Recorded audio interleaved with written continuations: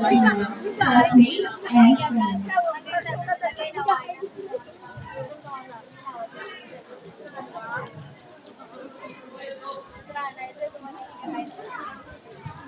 Very call on, brother. Candidate number 6, figure candidate number 5.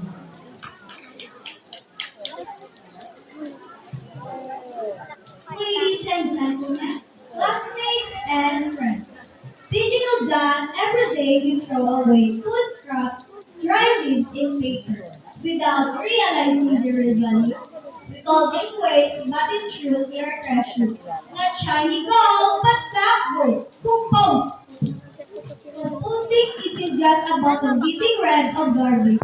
It's about transforming what we think is useless into something powerful by simply collecting fruit peels, vegetable beds, and dry leaves.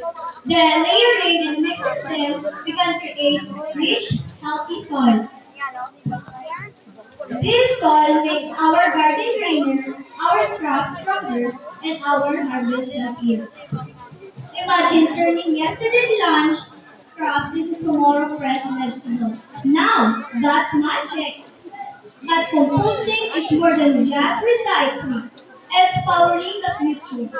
Every peel, every leaf, every scrap we save help reduce landfill waste, keeps our environment cleaner, and teaches us to be responsible caretaker of our planet. And here's the best part. It starts small, right here in our school garden. If each of us takes part, we can grow not just plants but also a culture of sustainability and care for nature. Together, let's make our school garden bloom with the magic of black hole. Because every little action counts, one tree, one leaf, one scrap at a time. We are shaping a healthier, greener tomorrow. Let's eat, enjoy our hello and kiss with advocacy. Compost for school garden from waste to taste. And remember, don't throw away, let it decay, and what's to life grow every day.